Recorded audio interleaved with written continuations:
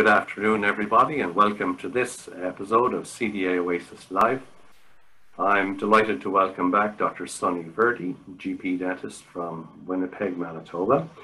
And we're going to talk about a topic that I'll bet you every single dentist in the world who restores teeth can identify with. So, Sonny, let me present you with a scenario and tell me if you can identify with this. Patient comes in, invariably pointing somewhere. Hey doc, that filling you did for me there a couple of weeks ago is still as sore as heck. Have you ever heard that one? Oh, I think we've all heard that one, John. And those are the ones where you don't sleep as good at night when you know that person's coming back. So, I have a few slides that I've prepared, and I'd love to have that guide our conversation here. Yeah. Because what I'm really interested in is what do you do to prevent that happening, good for sleep, and also to manage it when it does happen. Well, I do also want to say thank you for bringing me back. I love these short little lives where we get a little tidbit of information. I've been watching Rodrigo's and Tom Shackleton's, and you guys did a great job. So just like you touched on post-operative sensitivity, how can we prevent it from happening? And then how do we manage it once it comes to our office? Two different things, but we're going to touch on both. I used to deal with this a lot. When I first started, you come out of dental school using one thing. And when you move to a private practice, so often we have totally different materials. And you'd like to think that, you just apply the same things you learned there to your office. But sometimes you get issues. And so we're going to go over some parameters to look at. Because when I first started, I didn't know what the parameters were. What are we supposed to look at? What things should we consider when we're doing this? So I'm going to talk about all that. First, we got to get the boring stuff out of the way. Number one, isolation. I know it's not fun to say, but if we don't have rubber dam, we don't have one of those vacuum systems like Isolite or Isovac, you cannot rule out moisture. If moisture gets in there, you're for sure going to have issues. We all can relate. When you're doing a checkup, we see the mirror fogging up, right?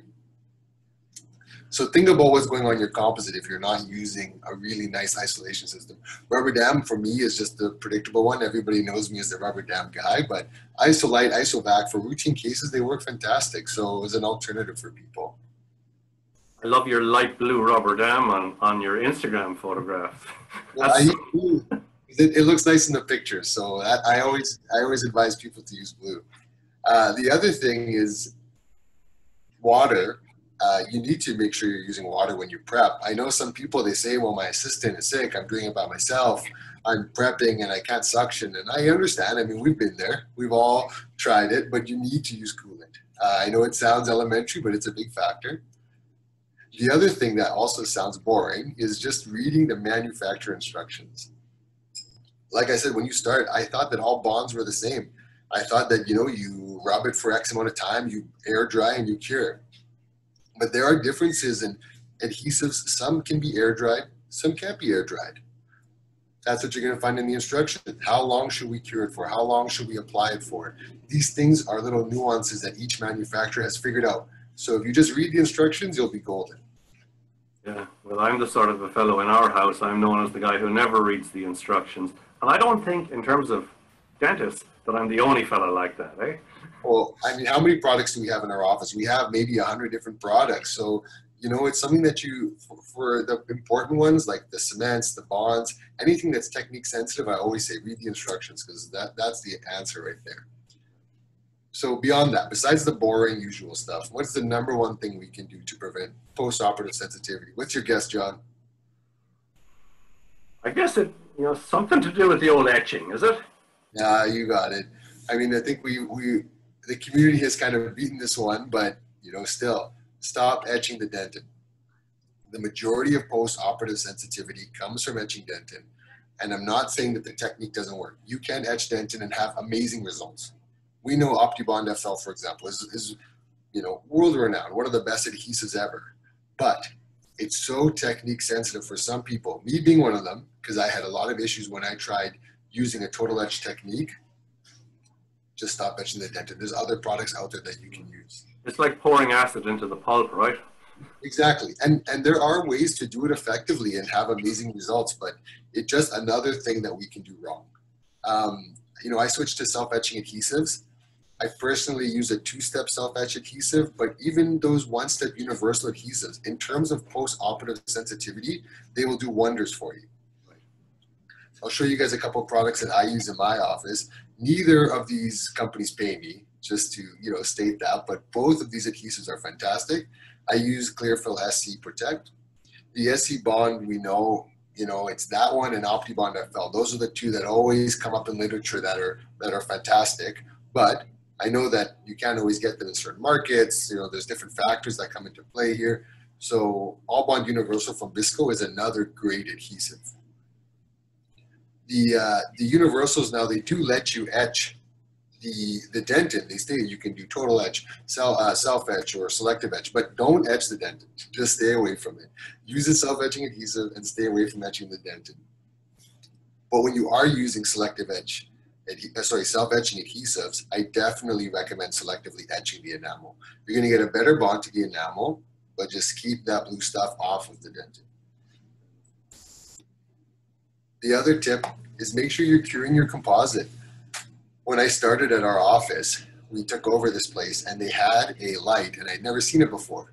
And so we started using it, and for 2 or 3 days straight, people came back and said, man, my tooth is aching, is killing me. I can't even bite on it. And these were just routine fillings. And then I tested the light and I found that the output was almost half of what it should be.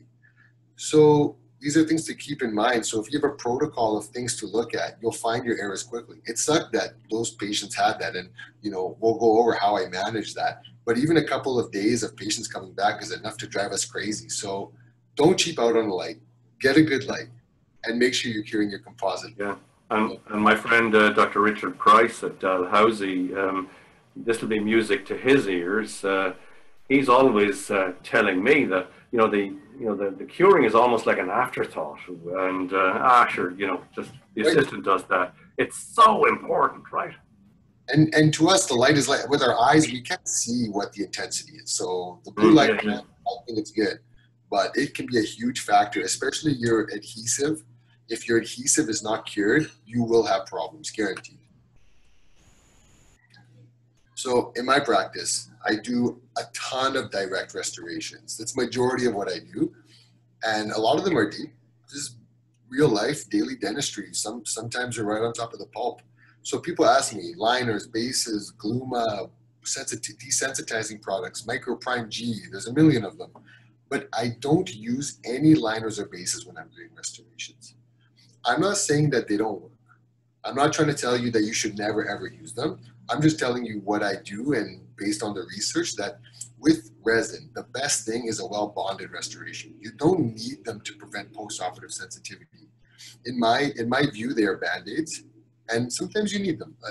That's fine, and if they're working well for you, I'm not telling you to stop, but it's not something that's going to necessarily solve your issues of post-operative sensitivity.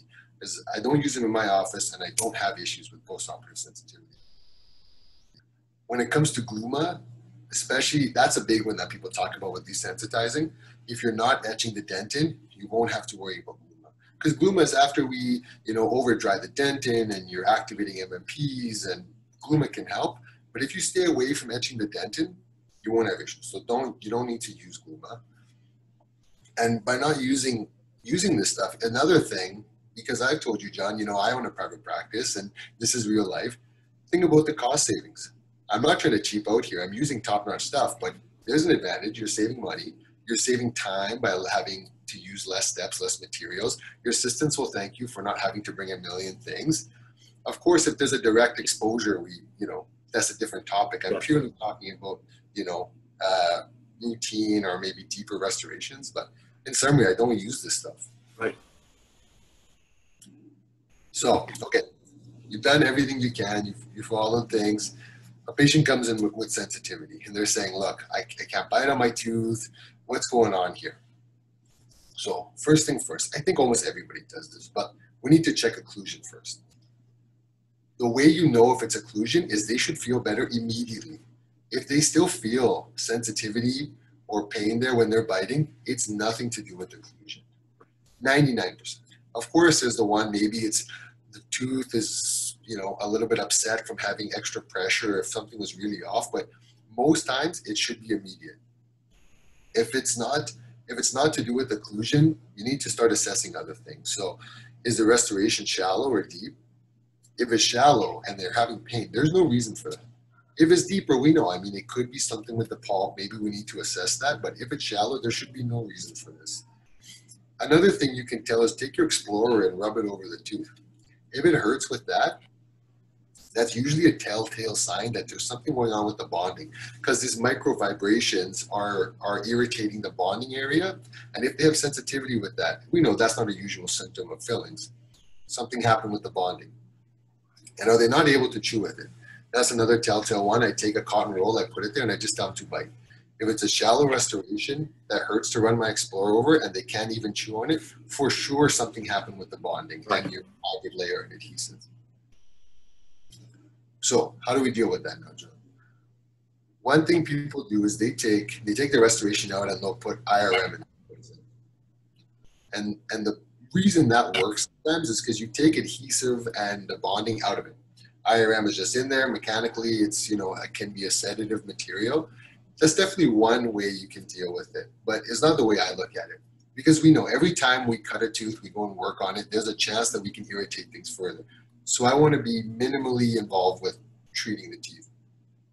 So once you've diagnosed it as, okay, it's shallow, it's, you know, sensitive, there's no reason for the sensitivity, you know it's a bonding issue. I take the restoration out, follow those protocols that we talked about, spend time with the adhesive layer, spend time curing everything, things will resolve. Right. I have a huge success with taking out those kinds of restorations, just following a good protocol and seeing things get better. So it's like do over, but do over more prudently and more carefully, sort of thing. Exactly. And the problem is we can't determine what happened. You don't know. There's no test you can say, oh, it's moisture, or was, you know, you didn't cure properly, or your bond was sitting in the sun and it now degraded. Like, things happen. But if there's no reason for the pulpitis, the best course of action is replacement. Because if we leave that irritation too long, it can lead to irreversible pulpitis. Even though you think like, okay, let's just leave it, it'll get better, it'll get better. If it's not getting better after you adjust the occlusion, you need to replace that restoration. You don't want to end up in sending patients to Rodrigo Cunha and Tom Shackleton with these little occlusal fillings and they need endo, because I mean, I've seen it happen. So if you see that there's no reason for it to happen, just replace the restoration. The patient will thank you and things will be much better. They'll be able to eat and chew and be happy.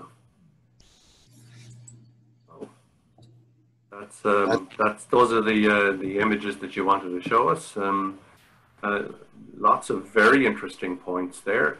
It'd be fantastic if viewers could come in and afterwards give us their suggestions and their particular approaches for preventing and managing post-op sensitivity. That would add to the knowledge base of the community. And my final question to you is, would you be prepared to come back? I can think of some very interesting questions. I'd love to know what your technique for etching is, and I'd love to know how you manage those deep subgingival boxes in class 2. I'd love to cover that, John. Yeah, if people have their own suggestions, leave that in the comments. That's the beauty of dentistry. There's a million ways to, you know, treat these things. So love to hear other people do it. And yeah, let's come back and maybe answer some of those nuanced questions and we'll have a good time. Sonny, I always love having you here, and you're a treat to listen to. Thank you ever so much for taking time today. Look forward to our next one. Awesome. Thanks for listening, guys. We'll talk soon, John.